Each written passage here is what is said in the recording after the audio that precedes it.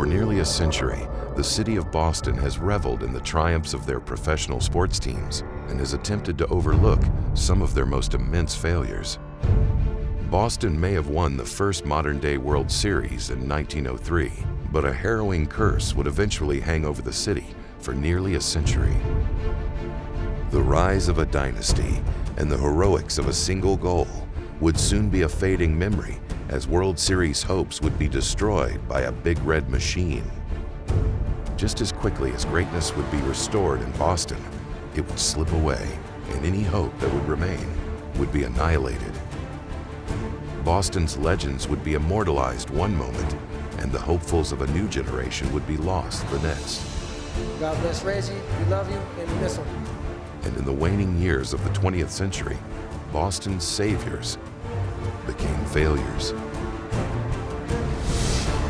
For nearly 100 years, Boston has witnessed moments of sports greatness and misfortune. But as the millennium came into view, the faithful fans of Boston were about to witness an unprecedented era of supremacy in the midst of a decade of dominance.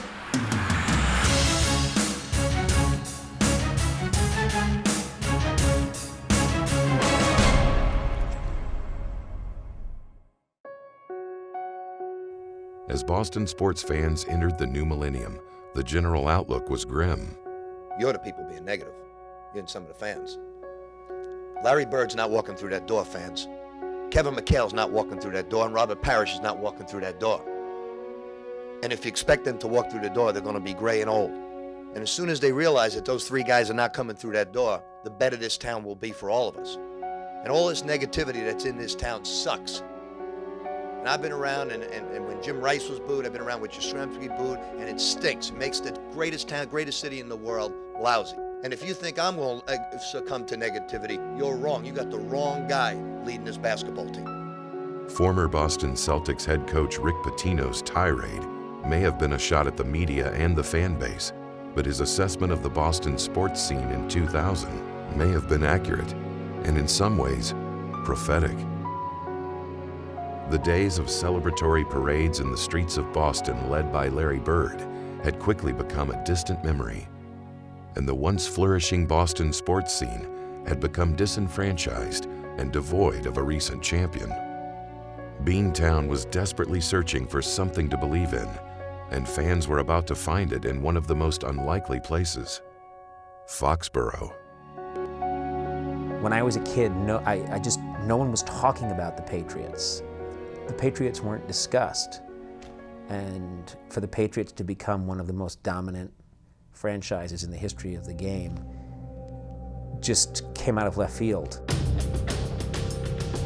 Me and a few of my friends, we were those guys in the stands watching the Patriots when they were horrible, couldn't win a game to save their life, couldn't beat a high school team down the road. Before you know it, Parcells is out the door. Pete Carroll's tenure goes straight downhill. The Krafts weren't sure exactly how they wanted to run the team, and they bottomed out. I remember playing in front of maybe 12, 15,000 people at the old Foxborough Stadium, and then saw what was being built. First was CMGI Field, and then you think, how are they going to sell this place out? It starts with the ownership, because they have to spend the money. They invested in a new stadium in which they invested all of their own money. So it has to start there, because they're committed to winning. And then it's Belichick. On January 27, 2000, Patriots owner Robert Kraft hired Bill Belichick as the head coach of the New England Patriots. Due to his coaching woes with the Cleveland Browns in the early 1990s, Belichick's arrival in New England was met with some ambivalence by the Boston media. When we hired Bill, I remember a lot of people in the media here chastising me, and they thought we were nuts to give up a #1 pick. When they hired Belichick, I thought, I don't know if this is going to work out for him. I don't think this is a great move. And it didn't take long to figure out that I was wrong. When he came in, he kind of revamped the whole system, brought in a lot of his guys that he wanted, and started changing the team from the ground up. Bill Belichick, for all the things he's been called, there's no question he is an intelligent football guy. And in year 2, you start to see the formulation of his team. He's been able to take solid, competent players, and his whole focus is on game plan, team, working together, and the system works. And stars are born out of that system. On April 16, 2000, with the 199th overall pick in the NFL draft, the Patriots selected a nearly unknown Michigan quarterback. There's a good element of luck there in drafting Tom Brady. That being said, he still had some qualities that they prioritized over others. They didn't care about arm strength or physique or things like that. To the common eye, Tom Brady didn't appear to have the physical intangibles to be a starting NFL quarterback. But once he arrived in Foxborough, it soon became clear that the intrepid Brady possessed the football IQ that Coach Belichick coveted. That second training camp, when he was still behind Bledsoe, anyone who watched closely could see the guy could play. And I was always down on Bledsoe for his time here. I thought he was overrated. A single hit on quarterback Drew Bledsoe by Jets linebacker Mo Lewis would change the course of Patriots history forever. As Bledsoe was sidelined with internal bleeding in Week 2 of the 2001 regular season, the unknown and untested Tom Brady was entrusted with the starting role and eventually would replace Bledsoe as the leader of the Patriots offense. I'm excited, of course. Every guy in this locker room is excited. It's unfortunate, obviously, what happened with Drew, and everyone's wishing him the best. And, it's hard to be overly excited from my standpoint just because there's a friend that's in the hospital. Bledsoe, who had signed a 10-year, $103 million contract before the start of the season, was forced to watch his understudy take his job. When he went down and Tom Brady stepped in, it was, who would have known, The first time I saw Tom Brady, no one else thought he had it, and I said he will win 3 championships, and he will marry supermodel Gisele Bündchen, who I think she was like 15 at the time. That was what I said. I called that one. On January 19th, 2002, the New England snow adorned the faithfully frozen crowd in what would be the final game at Foxborough Stadium, facing off against the Oakland Raiders in the AFC Divisional Playoff game.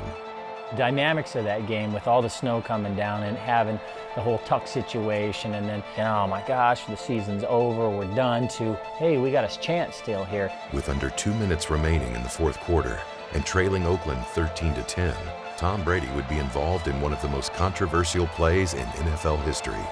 An apparently disastrous fumble dispelled all hope for the fans in Foxborough, but a little-known rule would breathe new life into a silenced stadium. It's a question of whether he was going forward and to after pull it reviewing back. the play, the quarterback's arm is going forward. It is all right.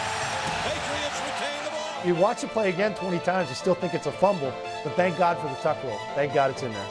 Along the way, everybody gets a break, and the football gods were shining on us with the tuck rule. I mean, there's no doubt about it. Lo and behold, probably the best call we could have ever got at any point ever, and it changed the game.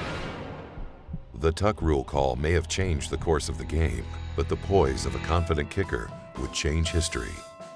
With 27 seconds remaining in the fourth quarter, Bill Belichick would send Adam Vinatieri onto the snow-laden gridiron to attempt a 45-yard field goal to keep the Patriots from playoff elimination. What are they doing? There is no chance. There is no chance that he was kicking off about, 4 inches of snow, 40-something yards. You could barely see it out there. There is no freaking way. Are they going to run a fake? I remember looking around in the stands. People are covered. They're beating on the walls. They're pounding the seats. And you saw the snap and the kick. And you're looking. You could barely see the refs. And then you see the hands go up. I suppose that game and probably that tying kick was probably the one kick that I'm the most proud of over my 14 years in the league, just for sheer difficulty alone.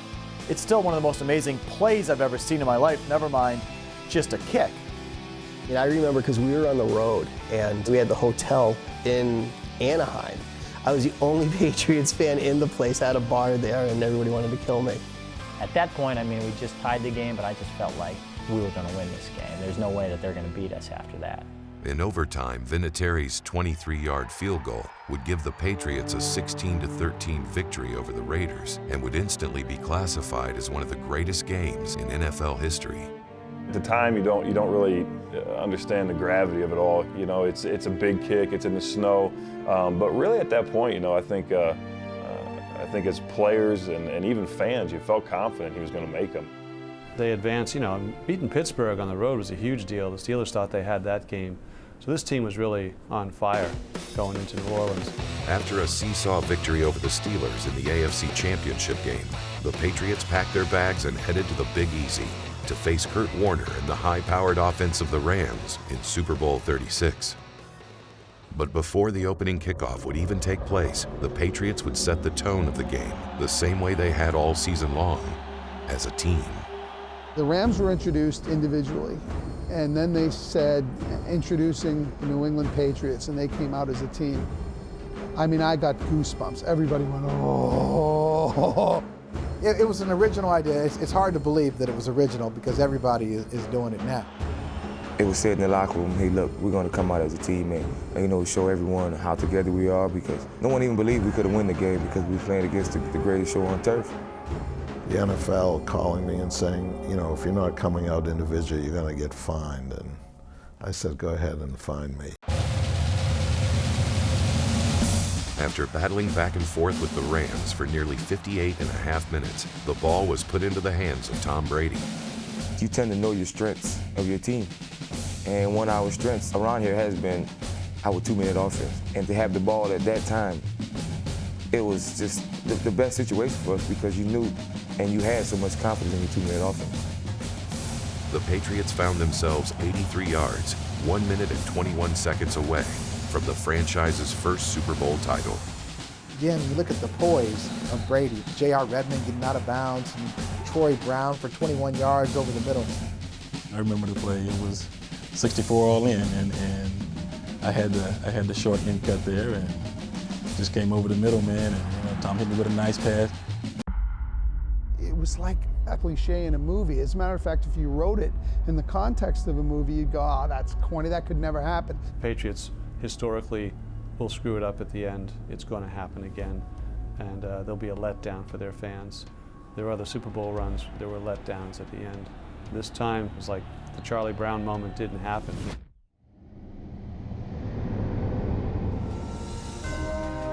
At that point in time, for him to come on the field and kick the field goal, it was just like, okay, money.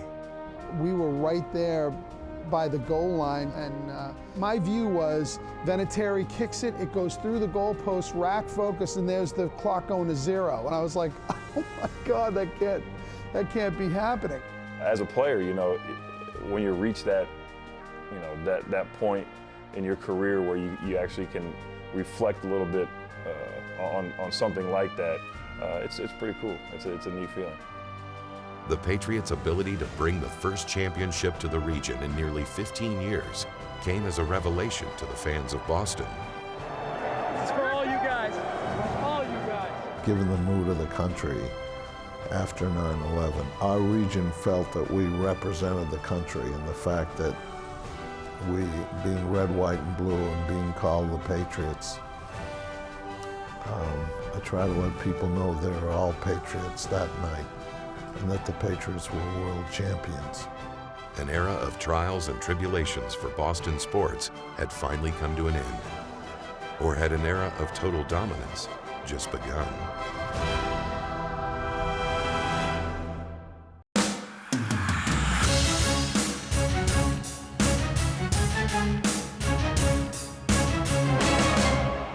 The Patriots' Super Bowl 36 victory was delivered to the fans of New England on the shoulders of a then young and unknown quarterback named Tom Brady.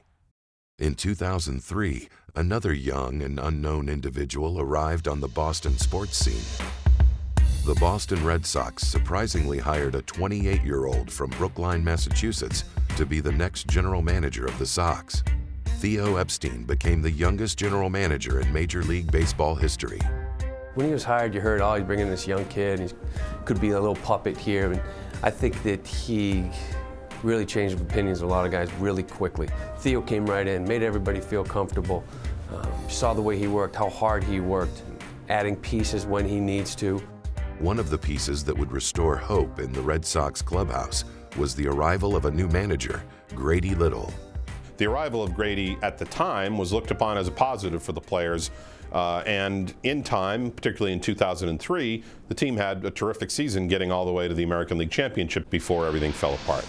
In Game 7 of the 2003 American League Championship Series, the Red Sox found themselves on the verge of being eliminated by their bitter rivals, the New York Yankees. Every year going into playoffs, we would start to hear more of how's this team going to lose, or they can't beat the Yankees. And we're saying, you know, we're in the playoffs. Why not give us a chance here, you know? With the Red Sox holding a 5-2 lead in the 8th inning, the Sox were moments away from returning to the World Series for the first time since 1986. But as fate would have it, Grady Little would solidify himself in the Sox crowded Hall of Shame by making a decision that would result in another chapter of unfortunate events for the seemingly cursed Red Sox. Grady Little sticks with Pedro Martinez in Game 7 at Yankee Stadium, despite the fact that Martinez seems to be tiring, and that seems to be obvious to everyone in Yankee Stadium that night, with the exception of Grady Little. He walked up to Pedro. You could see him ask him, and I just screamed, you know, don't ask him! He asked me to get Nick Johnson out. I got him. He felt like I could get Jeter out better than anybody else. He said, Pedro is the best chance I had.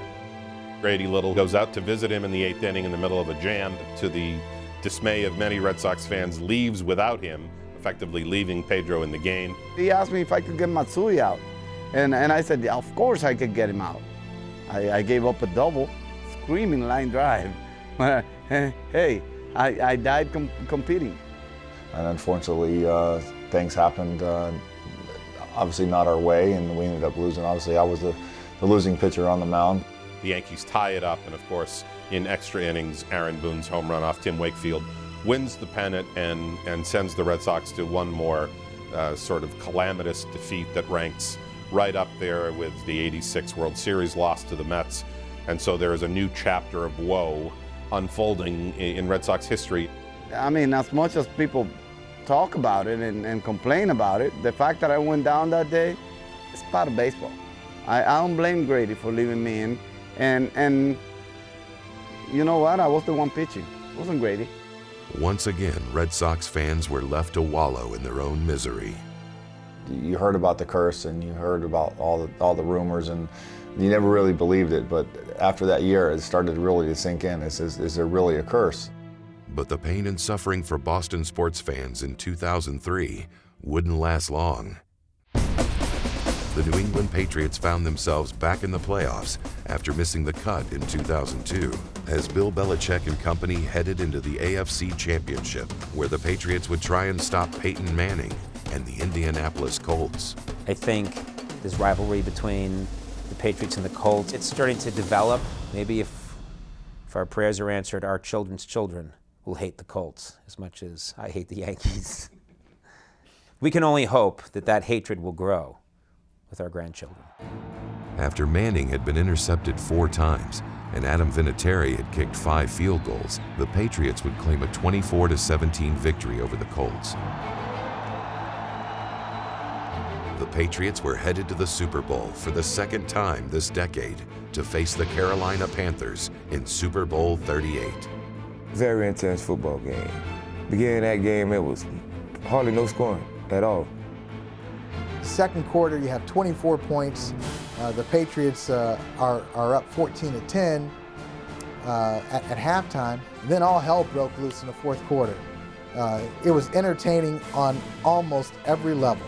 With 1 minute 8 seconds remaining in regulation, once again the ball would be placed in the hands of Tom Brady as he and the Patriots offense marched down the field, overpowering a potent Carolina defense. You want to be that guy. Brady wants the ball with 2 minutes left in the game.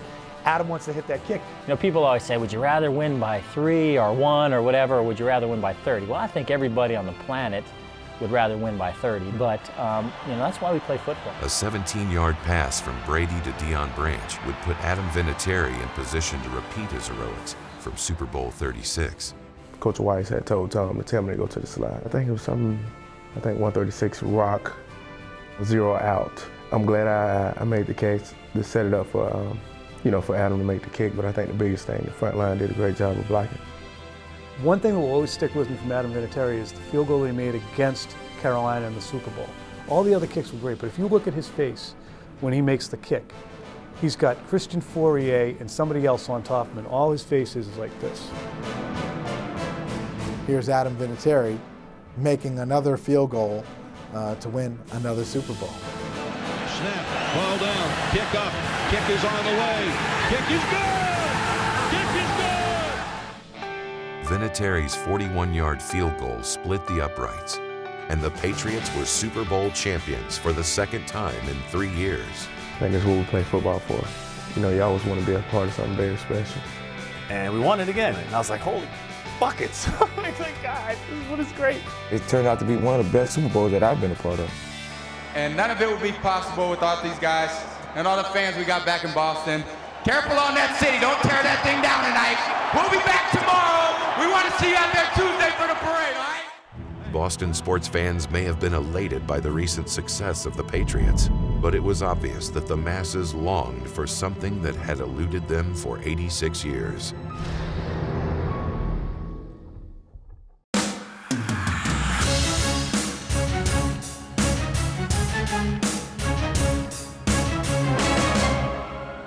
The path of the 2004 Red Sox all started with new leadership.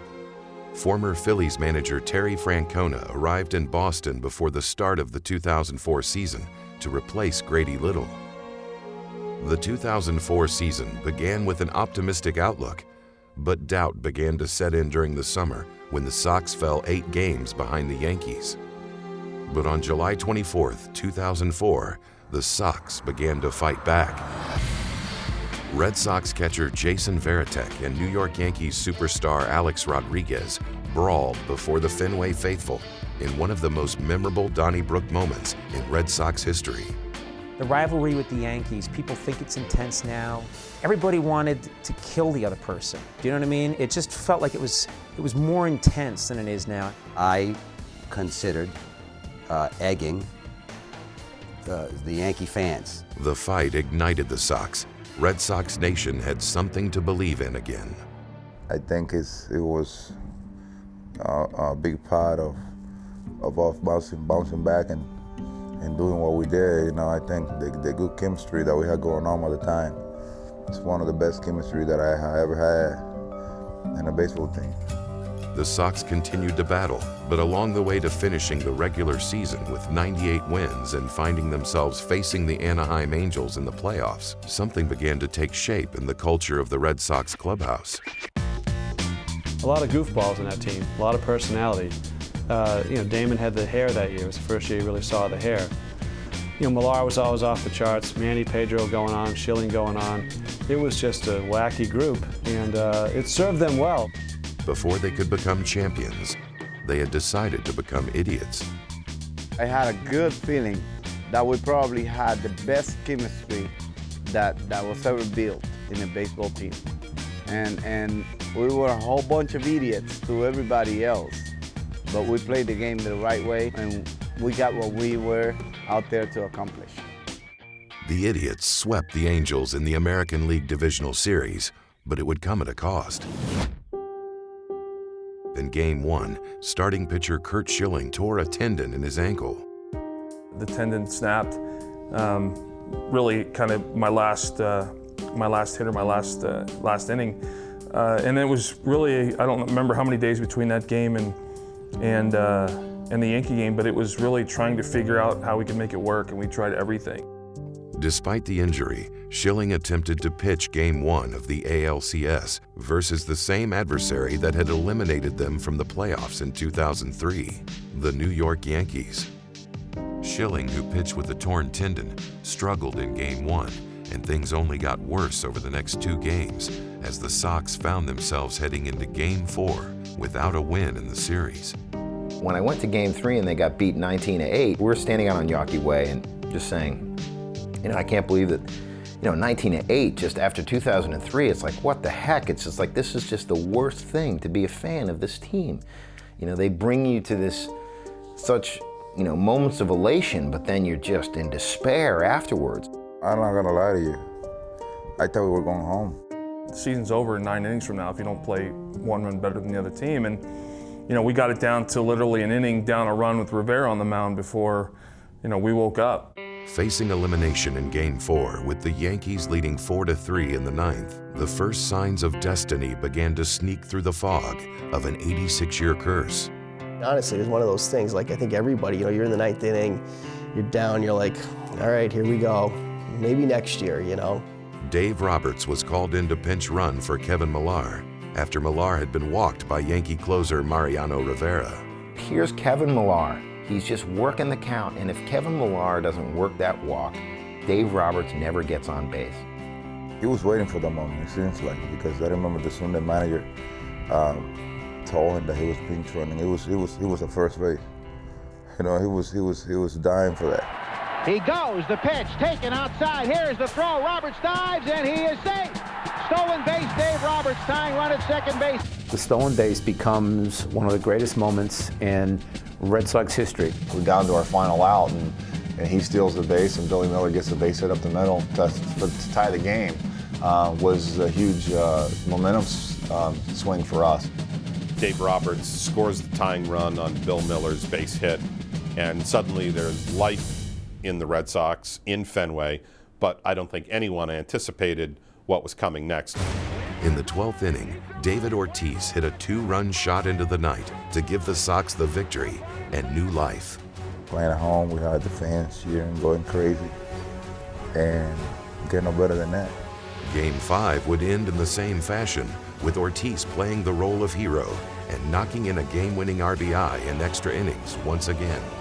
In Game 6, the Sox headed back to Yankee Stadium, looking to even the series. Curt Schilling would return to the mound for Game 6 with a surgically repaired ankle. 3 sutures had caused some bleeding in the area where the surgery was conducted. It really was the equivalent of like a pitcher getting shot in the 3rd inning and being like, I'm all right, you've just been shot, get out, I've got to finish this game. It's funny how it's taken on this almost mythic edge to it. It's an incredibly encouraging time to look back on from a spiritual standpoint. It was incredibly rewarding for me, for my faith in the Lord, and being able to go out in Yankee Stadium, after getting clobbered, and shut them up, and then we come back, and the rest obviously was history. Schilling would go on to allow only 1 run over 7 innings in one of the most memorable performances in Red Sox history, as the Sox tied up the series by winning Game 6. With our backs against the wall, we just played that one game and tried to win so we could play the next day. The Red Sox' Johnny Damon set the tone early in Game 7. A grand slam in the 2nd inning would spark the Sox as they went on to defeat the Yankees in the ALCS and were headed back to the World Series for the first time since 1986. To break the curse and capture their first World Series title since 1918, the Red Sox would have to face off against the St. Louis Cardinals. The emotional lift the Red Sox had gained from defeating the Yankees in the ALCS carried over into Game 1 of the World Series as Mark Bellhorn hit a game-winning home run off of Pesky's pole to give the Sox an 11-9 victory. Game 2 saw the return of Curt Schilling and his bloody sock, which led the Sox to another victory. And in Game 3, Pedro Martinez shut out the Cardinals for 7 innings, resulting in a 4-1 victory. With a 3-0 lead in the bottom of the 9th of Game 4, Red Sox closer Keith Faulk was on the mound for Boston. I'll tell you what, overcoming the Yankees was big. But the last out, when I saw Keith Faulk send that ball to Minkiewicz, to me it was something different. It's something I can't erase from my mind. We bounced back and won it all. It was very surreal, when we ended up sweeping the Cardinals to win the World Series. Just the celebration on the field and afterwards, it was like a huge weight was lifted off a lot of our shoulders. Boston rejoiced together, dispelling an age-old curse and reigniting a fan base whose dedication was now finally being rewarded. The Red Sox won in '04. Unfortunately, I wasn't able to go to that. I was shooting the first Fantastic Four movie, and I was in Canada in a hotel. I started screaming out the window at the Canadians, "Red Sox win! Red Sox win!" I lost my mind, and I'm sure people just thought I was insane. It was our year. I mean, how long can it take? I mean, 100 years? What's it gonna take? You know, we have to win one sooner or later, and I'm just really glad that I was here to experience that. I was there. I was at the game, and it was one of the most incredible experiences of my life. I can die tomorrow and I'll be happy. I saw it. I saw the Red Sox win the World Series. But it was the greatest, one of the greatest things that's ever happened to me. And my son is a Red Sox fan, so my son played baseball growing up, so he was able to share it with me, which was great. My wife was talking after they just had won the game and won the World Series, and I'm standing at the screen, I'm staring at it, and she started trying to talk to me. And I forget what it was, but it was like, "We need mayonnaise. You gonna get mayonnaise? Did you get Miracle Whip or mayonnaise? Because I don't see it in the fridge." And I just kept putting my hand out like, "You can't talk. Stop talking." She said, "What do you mean? Okay, the game's over. Well, they won, that's great. Do we have mayonnaise?" And I'm like, you don't understand. You don't, and that's when I got on the phone, I called my brother Luke. We're all crying.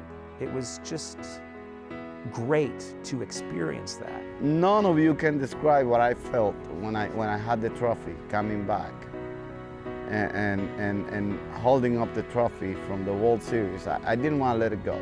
More importantly, I think it was great to lift that weight off the shoulders of so many past players that have tried. You know, the Jim Rices, the Dwight Evanses, the Carly Shrimpskys, and the Johnny Peskys, and to have Johnny Pesky there and celebrate with us really meant a lot. That's when it hit me, like how majestic this achievement was. With an amazing comeback against the Yankees in the ALCS and a dominant performance in the World Series, the 2004 Red Sox had been viewed as a team of destiny. 5 months later, another Boston sports franchise would become a dynasty.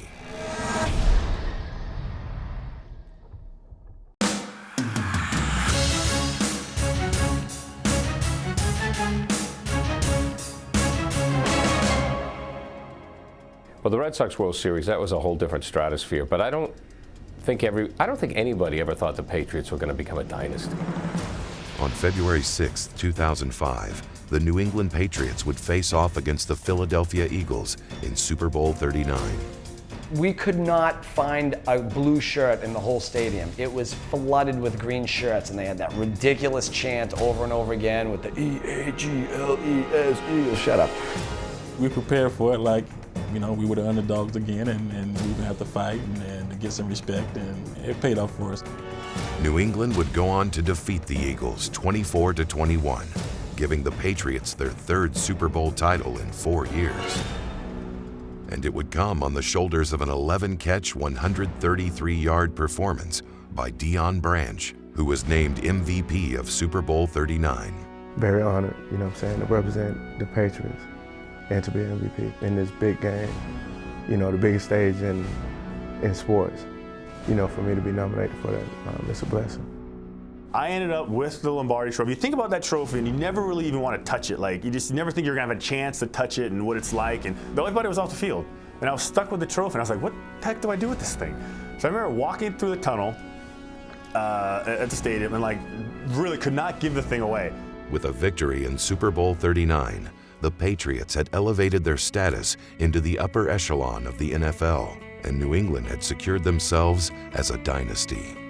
3 Super Bowl trophies in 4 years, you know, seemed to be the standard. They made Dallas one because they won 3 in 4 years, and, you know, the Steelers won all those back in the 70s, and, you know, they made them a dynasty, and so I couldn't ask for anything better than to be called a dynasty. In an era in which the entire mechanism is designed to prevent that from happening, they go out and win 3 Super Bowls in that short period of time. And keeping that in mind, unless the system changes, I don't expect it to happen again anytime soon. Beantown was quickly becoming Titletown. It was almost like overload. You know, why couldn't they have stretched some of this stuff out and we could have enjoyed, and, you know, it had less misery and maybe a little bit more excitement along the way. We didn't need it all in one overdose. I mean, did you have to throw it all at us at one overdose? But it was very special. Boston may have experienced enough winning in the course of 5 years to satisfy the masses for a century, but this decade of dominance had just begun. Many of the idiots of the 2004 World Series championship Red Sox roster had moved on by the start of the 2007 season. But Theo Epstein and the Red Sox front office brought in a new breed of young talent and powerhouse pitching that would make them the best team in baseball. There was a lot of new faces on the 07 team with Dice K, and obviously Beckett had come over there, and Mike Lowell. Jacoby Ellsbury was a rookie, Pedroia was there. We had a lot of new faces, but we still had the same attitude that we were the ones to be beat. You have a guy like Pedroia coming in. People have no idea how much this kid fooled everyone on the team.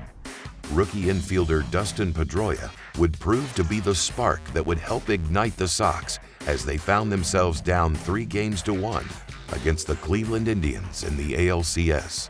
I had situations where, you could either, do really well or do really bad, and I was fortunate enough to do really good. The Sox battled back and once again found themselves facing elimination in Game 7 of the ALCS. With a 3-2 lead in the 7th inning, the Fenway faithful began to sense another World Series appearance could be in their future, but Dustin Pedroia would guarantee it. Ellsbury was on third with I think 1 out, and I was just trying to hit a fly ball to get him in, and I got a pitch where I wanted it, and I ended up hitting it out. With an 11-2 victory over Cleveland to claim the ALCS, Boston was headed back to the World Series. They draw the Colorado Rockies as an opponent in the World Series, and just like the Cardinals 3 years earlier, were swept pretty handily by the Red Sox for a second World Series. 07, which was just gravy, because I was done after 04. And I say that, well, I should just admit, I'm lying. On October 28, 2007, the Boston Red Sox would capture their second World Series title of the decade over the Colorado Rockies. No one ever thought it was going to be possible. That everyone thought it was going to, oh God, it was just so great. No, I don't, man. It just gets better. I mean, it just gets better. I was there when we won in Colorado. My wife and I are huge fans of the field. We think the world of Michael. Hardcore Boston fan. I happened to spot him, he was kind of by our relatives, and we got him down the field. We were sitting, up behind the catcher, and he, pig pile. They go nuts when they first win, and he comes out of the pile and comes and starts looking up in the stands. And I couldn't believe it, but I realized he's looking for me. I knew being out there at that moment in time they sure as hell deserved to be out there a lot more than Drew Barrymore and Jimmy Fallon did in 2004. I don't want to ruin the moment for anybody, any Boston fans like, what the is Jimmy Fallon doing on the field with Drew Barrymore? This doesn't make any sense. What's going on? I mean, these true fans, they've lived and died with the Red Sox. I said to my friend, we can die now, right? We're done. The Sox celebrated late into the night, but earlier that day back in Foxborough, the Patriots decimated the Redskins 52-7, bringing New England's 2007 regular season record to 8-0 as the Patriots continued their pursuit of perfection. The Patriots would head to the Meadowlands with a 15-0 record on December 29, 2007, to battle the New York Giants and to try and keep their perfect season intact. The Giants proved to be a much more formidable opponent than expected, as New England trailed the G-Men 28-23 in the fourth quarter. But with 11:15 left in regulation, the Patriots would regain the lead as Tom Brady and Randy Moss would write themselves into the NFL record books. Down the right sideline and caught at the 20-15, 10-5, touchdown, Patriots. A 65-yard touchdown pass from Brady to Moss would set the all-time regular season record for most touchdown passes by a quarterback and most touchdown receptions by a receiver in NFL history. If you simulate a season on Madden football, and you see Tom Brady with 50 touchdowns and 8 interceptions, you say, get the hell out of here. That's not going to happen. But the New England Patriots in 2007 were a video game come to life. On this single play, these two records were broken, and the Patriots would retake the lead and never look back as they ended the regular season with a perfect record of 16-0. Football was done just a tremendous service on that night. When a team goes 16-0 and the other team makes them earn it, The Giants made the Patriots earn 16-0. 16-0 is certainly an amazing accomplishment, but you know, this team's about championships. Ultimately, the Giants would get their revenge. The Giants are playing with, you know, house money. Like, they have nothing to lose, and the pressure on the Patriots was so great that you almost felt like this is too much. In Super Bowl 42, a miraculous escape by Eli Manning and a mystifying catch by David Tyree would set in motion the demise of the Patriots as they watched their perfect season end with a devastating loss to the Giants in the Super Bowl. We had a Super Bowl party, and I mean, when it ended, I mean, it was just the most, I mean, you're like a funeral. You're just like, everybody's just head down. All right, I'll see you later. Perfection may have eluded the Patriots and Boston sports fans, but a long-lost tradition was about to return.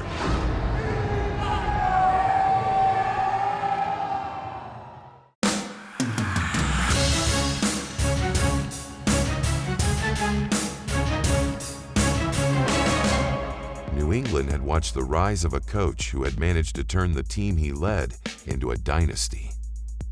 As Boston gained a new legend this decade, they would lose another. On October 28, 2006, one of the most iconic figures in the history of Boston sports, Boston Celtics legend Red Auerbach, passed away. He's one of those people who, once he was gone from the scene, it just didn't feel the same anymore. You know, you just associate him with all those championships. Red Auerbach has always been that face for the Boston Celtics, and for the longest time, for forever now, you know, as long as I'm around, Red Auerbach will be that face. He was such a stabling influence for me in the short time we had together. And he just kept telling me it's gonna work out. He told me that all the time. It's gonna work out for you, young fella. It's gonna work out. I like what you do, just keep doing it and don't let anyone change your mind. The Celtics had lost the architect of their franchise, and during the course of the 06-07 season, the Celtics would eventually lose their pride.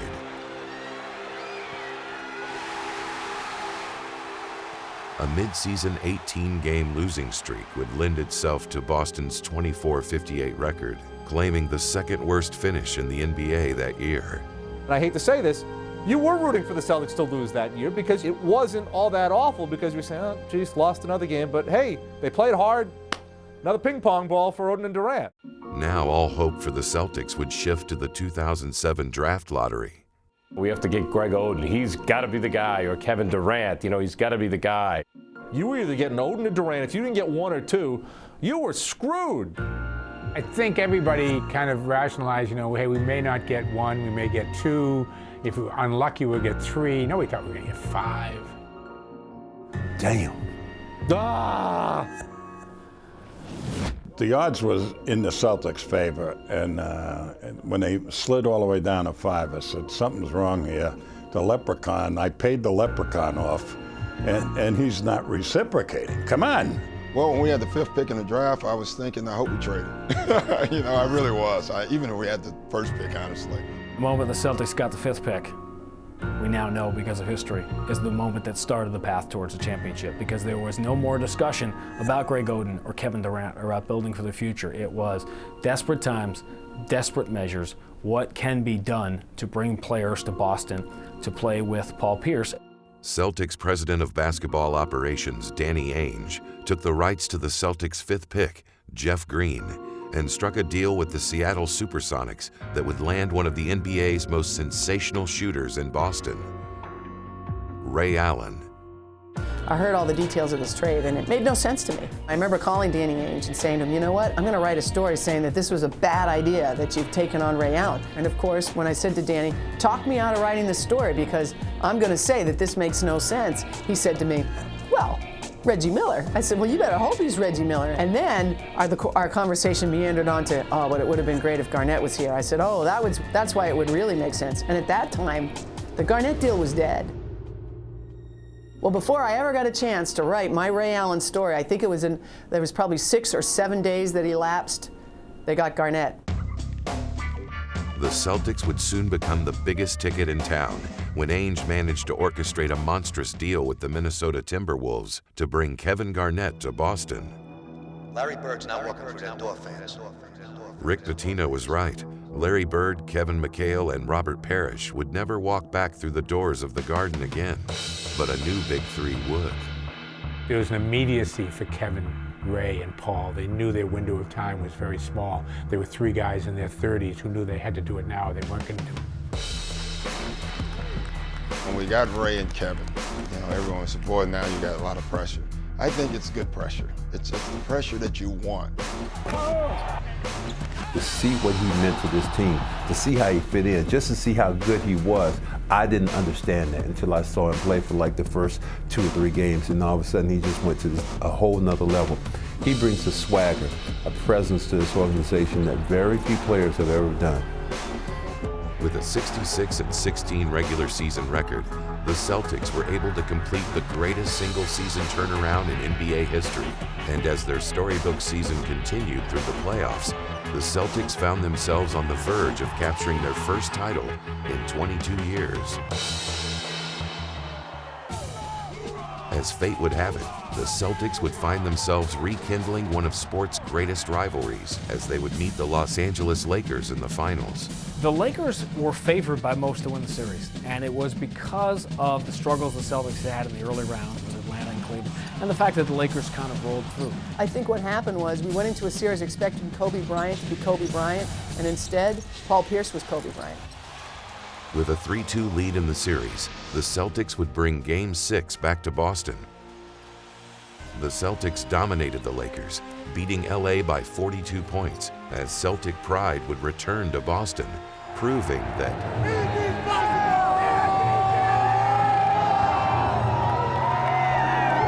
to do it and to do it with the Celtics, number one, and then to do it against the Lakers, number two, and to do it at home and in the way we did it in that game.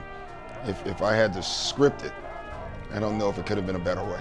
Danny's pretty good. He was at the bottom for a while, now he's at the top, but he knows how hard it is, and I was happy for him.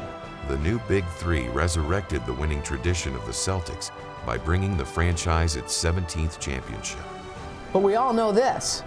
Had they had the chance to draft Oden or Durant, they wouldn't have won that championship in 2008. They never would have got Ray Allen. They never would have had Kevin Garnett. So sometimes the luck of the Irish really is looking up on you. The Celtics championship in 2008 would be the 6th and final championship for Boston's professional sports teams in this decade. This chapter in Boston sports history may have come to an end, but this unrivaled period of dominance will live on with the fans of Boston for generations to come.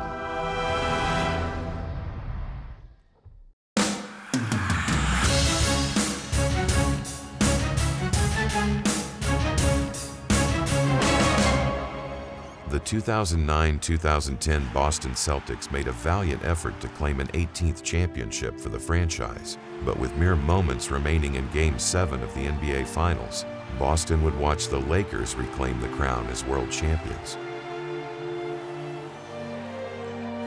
Even though the culmination of this decade did not result in another championship, the foundation of a new winning tradition in Boston has been built by the success of the city's professional sports franchises, dawning a new age of pride and prosperity.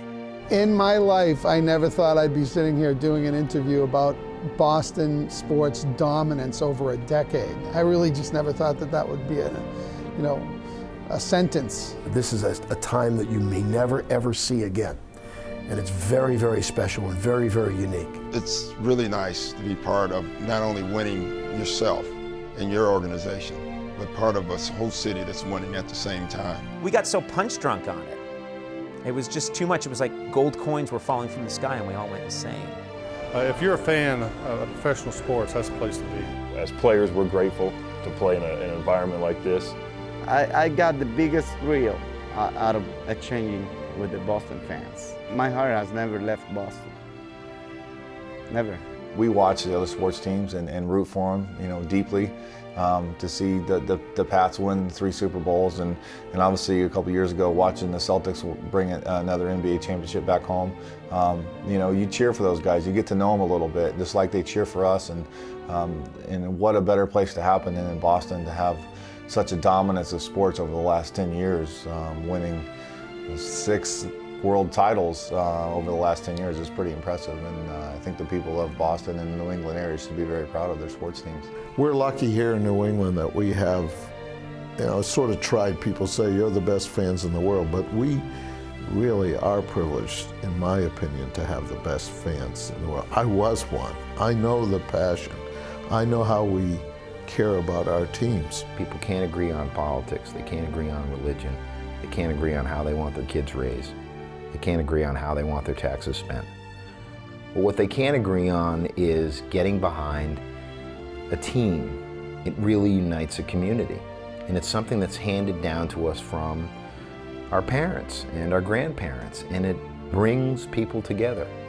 Sports is ingrained in the culture of New England, and for generations to come, this 10-year period in Boston sports history will be heralded as an era that may never be seen again. An era of glory, an era of prestige, an era of dominance.